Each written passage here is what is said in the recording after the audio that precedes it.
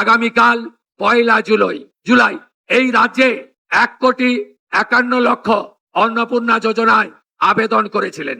আমরা স্কুটিনি করে প্রায় 1,20,00,000 বেশি দিদি আর বোনের নামকে আমরা নথিভুক্ত করতে পেরেছি। এদেরকে আগামীকাল আমরা 3,000 করে টাকা অ্যাকাউন্টে ট্রান্সফার করব। 1,20,00,000 দিদি এবং বোন। অন্নপূর্ণা ভান্ডার প্রকল্পে 3,000 টাকা 1 জুলাই থেকে দেবার কথা রয়েছে, কিন্তু যদি আপনি 1 জুলাই অন্নপূর্ণা ভান্ডারের 3,000 টাকা না পান তাহলে কি করবেন? একাধিক আবেদন কিন্তু বাতিল হচ্ছে। কেন বাতিল করা হচ্ছে এবং ভেরিফিকেশন ও স্ট্যাটাস এর সম্পূর্ণ তথ্য এই ভিডিওতে বলে দিচ্ছি।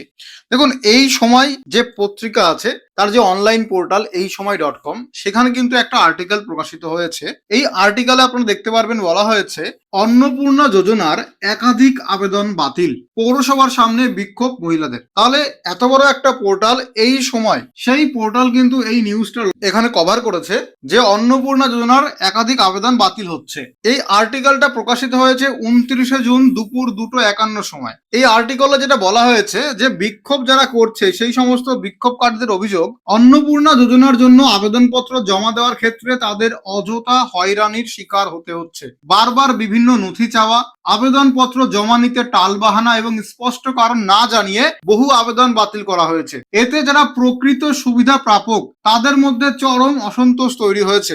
মহিলারা আরো অভিযোগ করেন যাদের আর্থিক অবস্থা তুলনামূলকভাবে ভালো তাদের আবেদন গ্রহণ করা হলেও প্রকৃত দরিদ্র পরিবারের বহু আবেদন বাতিল করে দেওয়া হয়েছে। তাদের আরো দাবি সুবিধাভোগী নির্বাচনের ক্ষেত্রে স্বচ্ছতা বজায় রাখা হয়নি এবং পক্ষপাতিত্ব করা হয়েছে।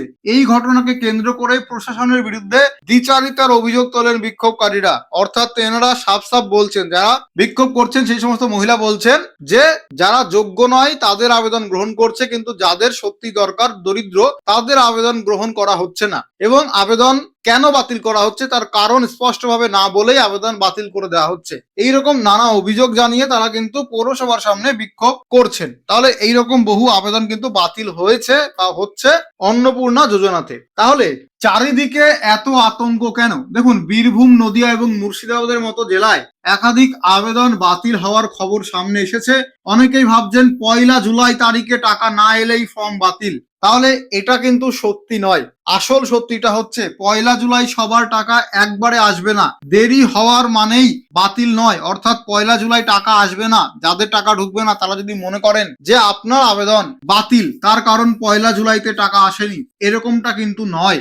সরকার প্রতিটি ফর্ম অত্যন্ত সতর্কতার সঙ্গে যাচাই করছে। আরো এখানে যে কথাটা সেটা হচ্ছে জুলাই মাস, সারা জুলাই মাস ধরেই টাকা দেওয়া হবে। যদি জুলাই মাসের মোট 3 বার টাকা দেওয়া হয়, মনে করুন 1 জুলাই টাকা দিল, আবার 15 জুলাই টাকা ছাড়লো কারোর, আবার দেখা গেল জুলাই মাসের লাস্টের দিকে 13 জুলাই টাকা ছাড়লো, তাহলে যারা 1 জুলাইতে পাচ্ছেন না তাদের সুযোগ রয়েছে 15 জুলাইতে পাওয়ার। আবার যদি 15 জুলাইতেও না পান তাহলেও সুযোগ আছে 30 জুলাইতে পাওয়ার বা আগস্ট মাসে পাওয়ার। কারণ যেভাবে ভেরিফিকেশন হচ্ছে প্রতিটা ফর্ম ধরে ধরে সেইভাবে টাকাটা দেওয়া হবে। এখন অনেকে বলতে পারেন যে অনলাইনে কেন আগে টাকা দেওয়া হবে? তার যেটা মেন কারণ সেটা হচ্ছে অনলাইনে যারা পোর্টালের মাধ্যমে আবেদন করেছেন তাদের আবেদনটা সরাসরি ভেরিফিকেশন পর্যায়ে চলে গেছে, ঠিক আছে। কিন্তু যারা অফলাইনে ফর্ম ফিল আপ করেছেন 12 পাতার বা 13 পাতার ফর্ম, সেই ফর্মটা এরকম বস্তাবন্দি অবস্থায় সরকারি অফিসে পড়ে আছে। তাহলে এইরকম হাজার হাজার ফর্ম অফলাইনে জমা পড়েছে। সেই ফর্ম দেখে দেখে সরকারি আধিকারিকদের কম্পিউটারে ম্যানুয়ালি ডেটা এন্ট্রি করতে হচ্ছে, যার জন্য ডেটা এন্ট্রি করার জন্য ভেরিফিকেশন পর্যায়ে যেতে লেট হচ্ছে। তাহলে দেখুন, অনলাইনে কেন আগে টাকা দেওয়া হচ্ছে? এরকমটা হতে পারে যে অনলাইনে ফর্ম ফিল আপ করার পরে যারা অনলাইনে আবেদন করেছে নিজেরাই ডেটা এন্ট্রিটা করে দিয়েছে পোর্টালে, যার জন্য সরকারি আধিকারিকদের অনলাইনে আর ডেটা এন্ট্রি করতে হচ্ছে না। সেক্ষেত্রে অনলাইনের ফর্মগুলো সরাসরি ভেরিফিকেশন পর্যায়ে চলে যাচ্ছে, মানে একটা স্টেপ এগিয়ে যাচ্ছে। আর অফলাইন ফর্মে কি হচ্ছে, যেহেতু এই ফর্ম 12 পাতার ফর্ম দেখে দেখে আগে ডেটা এন্ট্রি তারপরে ভেরিফিকেশন, ওই ডেটা এন্ট্রি করার জন্য অফলাইনে ফর্ম জমা দিলে কিছুটা বেশি সময় লাগছে।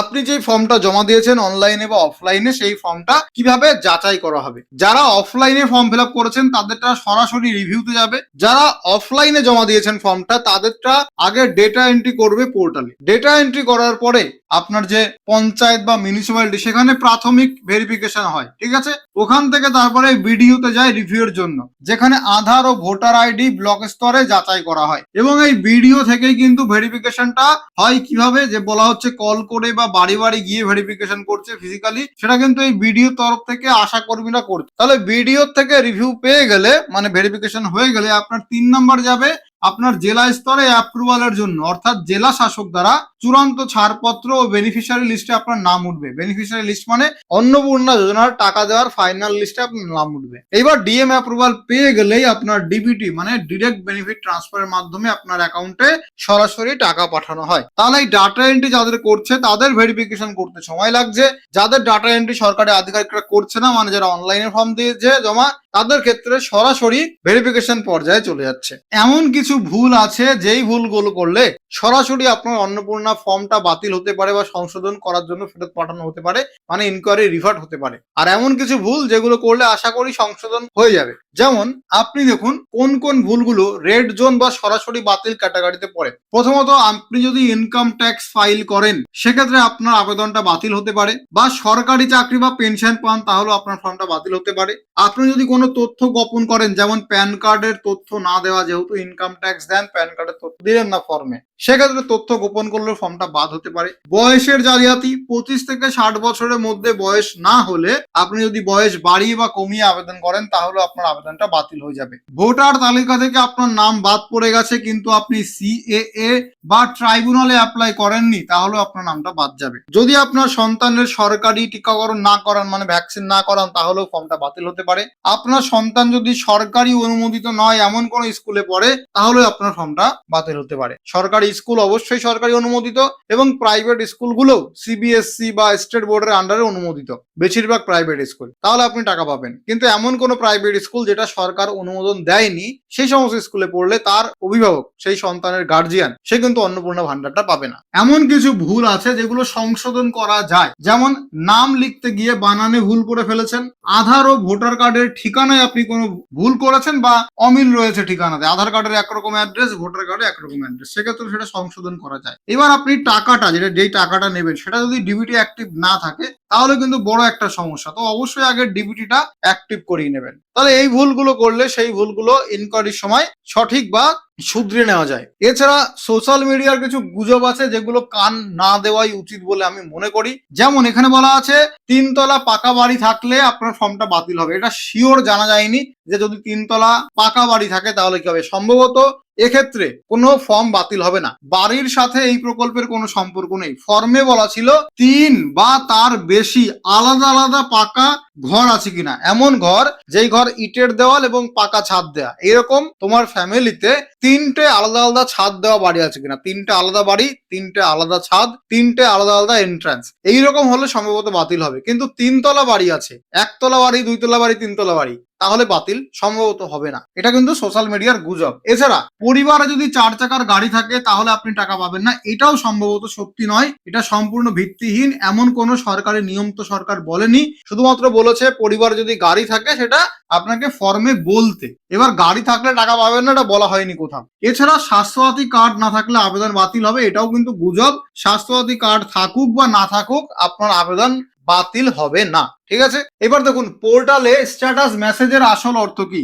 যখন আপনারা পোর্টাল চেক করছিলেন তো এখন তো কোনো স্ট্যাটাস দেখাচ্ছে না, ইভেন এখন কোনো ফর্মও ডাউনলোড হচ্ছে না। কিন্তু যখন স্ট্যাটাস দেখা যাচ্ছিল, অনেকে আশা করি চেক করেছেন, তখন স্ট্যাটাস ছিল 3-4 ধরনের, যেমন submitted, inquiry process, inquiry revert বা অ্যাকসেপ্টেড। তো সাবমিটেড এর মানে কি? তো যে সমস্ত ফর্মের স্ট্যাটাস সাবমিটেড দেখাচ্ছে তার মানে আপনার আবেদন সফলভাবে জমা করেছেন, কিন্তু এখনো ভেরিফিকেশন শুরু হয়নি, তাই ঘাবড়ানোর কিছু নেই, এখন আপনার ফর্ম জমা অবস্থায় পড়া আছে। ইনকোয়ারি প্রসেসড এর মানে বিডিও আধিকারিকরা আপনার তথ্য যাচাই করছেন। কোনো তথ্যে অমিল থাকলে আপনার কাছে ফোন আসতে পারে যে আপনার এই তথ্যে কোনো ভুল আছে, আপনি সেটা সংশোধন করুন। বা ইনকোয়ারি করার জন্য বাড়ি বাড়িও যেতে পারে, ভেরিফিকেশন করার জন্য কলও করতে পারে। সবার বাড়িতে যাবে না, সবাইকে কলও করবে না, যাদের মনে হবে তাদের বাড়িতে যেতে পারে, তাদের কল করতে পারে। আর বাড়িতে গেলে বা কল করলে কিছু বেসিক প্রশ্ন করে, যেমন আপনার নাম এই, আপনি অন্নপূর্ণা ভান্ডার পেয়েছেন কিনা, আপনি আবেদন করেছিলেন কিনা, ইত্যাদি ইত্যাদি। তাছাড়া এমন কিছু কড়া ভেরিফিকেশন হচ্ছে না, শুধুমাত্র তারা রিচেক করছে, ঠিক আছে। এইবার প্রশ্ন হচ্ছে,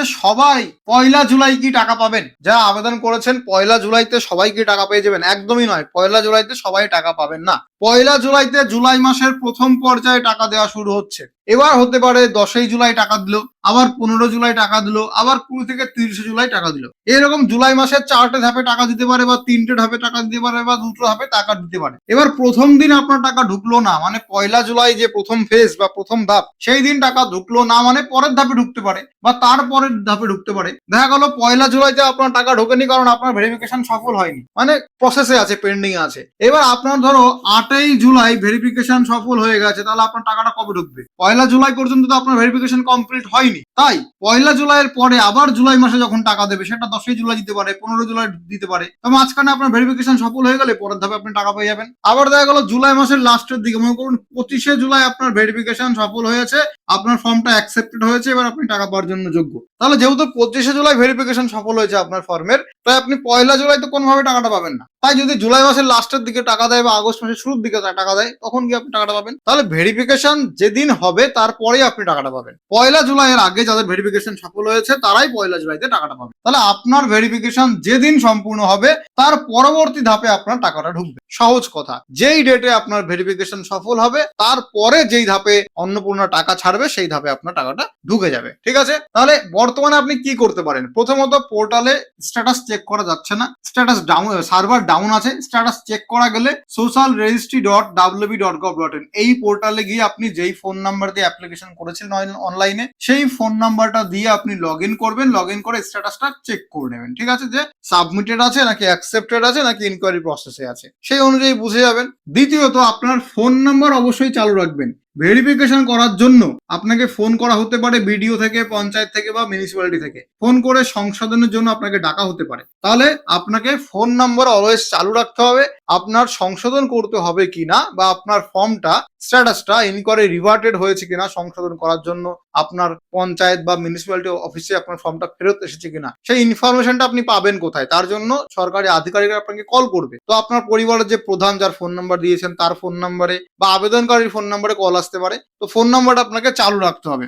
নতুন করে আবেদন করতে যাবেন না, অযথা দ্বিতীয়বার আলাদা নাম্বার থেকে ফর্ম ফিল আপ করবেন না, এতে আপনার জটিলতা বাড়বে। আর অফিসে কবে যাবেন? জুলাই মাসের শেষ পর্যন্ত টাকা না এলে বা স্ট্যাটাস আপডেট না হলে তবেই বিডিও, এসডিও বা পঞ্চায়েত অফিসে যোগাযোগ করতে পারেন। এবার দেখা গেল আপনি আবেদন করেছেন 10 জুলাই এবং আপনার টাকাটা জুলাই মাসের শেষের দিকে ঢোকেনি, তাহলে কিন্তু গিয়ে লাভ নেই। আবার দেখা গেল আপনি আবেদন করেছেন জুন মাসের দিকে, জুন মাসের লাস্টের দিকে, মনে করুন 20 জুনের পরে আবেদন করেছেন, সেক্ষেত্রে 1 জুলাই পর্যন্ত ভেরিফিকেশন করতে পারবে না। তাহলে আপনাকে অন্তত 1 মাস বা 2 মাস ওয়েট করে তবেই বিডিও বা এসডিও অফিসে যাওয়া উচিত নিজে থেকে, যদি না বিডিও বা এসডিও থেকে আপনাকে কল করে। আশা করি এর মধ্যে, মানে 1 থেকে 1.5 মাসের মধ্যে আপনাকে কল করবে ও আপনার টাকা ঢুকে যাবে। তারপরেও যদি না হয়, ডেট অতিরিক্ত পেরিয়ে যাচ্ছে, কোনো যোগাযোগ করছে না, সেক্ষেত্রে আপনি নিজে থেকে বিডিও এসডিও অফিসে গিয়ে যোগাযোগ করতে পারেন। তাহলে আপনাকে বর্তমানে ধৈর্য রাখতে হবে। আর আবেদনটা কিন্তু করে ফেলেছেন, আপনার আবেদন ভ্যালিড। আপনি যদি প্রকৃত যোগ্য আবেদনকারী হন এবং কোনো তথ্য গোপন না করেন, তবে ভেরিফিকেশন শেষে আপনার টাকা অবশ্যই অ্যাকাউন্টে আসবে, তাতে কোনো সন্দেহ নেই, আপনি টাকাটা পেয়ে যাবেন। তবে প্রচুর আবেদন কিন্তু বাতিল হচ্ছে। কি কি কারণে বাতিল হচ্ছে সেটাও বললাম। কোথাও কোথাও অকারণেই বাতিল হচ্ছে, সেখানে হাত রয়েছে যে সমস্ত লোয়ার লেভেলের বা গ্রাউন্ড লেভেলের স্টাফরা রয়েছে, যারা মানুষের সঙ্গে খারাপ ব্যবহার করে বা ভালো ব্যবহার করে না, বা মানুষকে মানুষ বলে দাম দেয় না। সেগুলো টিএমসি আমলেও কিছু লোক সেরকম ছিল, বিজেপি আমলেও থাকবে, স্বাভাবিক ব্যাপার, কারণ মানুষ তো একই। যারা শেষ পর্যন্ত ভোটের আগে বিশাল লেভেলের টিএমসি নেতা ছিল, তারাই দেখি পরের দিন বিজেপির মিছিলে নাচছে। এরকমটা আশা করি আপনি আপনার এলাকাতে দেখেছেন। তো সেরকমটা হবেই। তো এইগুলো আপনাদেরই নিজে থেকেই আপনাকে দেখে শুধরাতে হবে। যতদিন না আপনি প্রতিবাদ করবেন, এগুলো শুধরাবে না। তো আপনারা নিজেরা নিজের বিবেক বুদ্ধিতে যা বলে সেটা অবশ্যই কমেন্ট করে জানাবেন। আমি যে আপডেটটা পেয়েছি সেটা জানিয়ে দিলাম, এবং আপনাকে এই সময় পত্রিকা অনলাইন পোর্টালে যেটা কভার করা হয়েছে সেটাও প্রমাণ সহ দেখিয়ে দিলাম। আপনি এই সময় পোর্টাল সার্চ করলে, আর্টিকেল ধরে সার্চ করলে দেখতে পারবেন। তো ভিডিওটা কেমন লাগলো কমেন্ট করে জানান। ভালো লাগলে লাইক করুন, চ্যানেলটিকে সাবস্ক্রাইব করুন, ফেসবুক পেজটিকে ফলো করুন, বন্ধু বান্ধবের সঙ্গে শেয়ার করে দিন। সুস্থ থাকুন, ভালো থাকুন, সুরক্ষিত থাকুন। দেখা হবে পরবর্তী ভিডিওতে।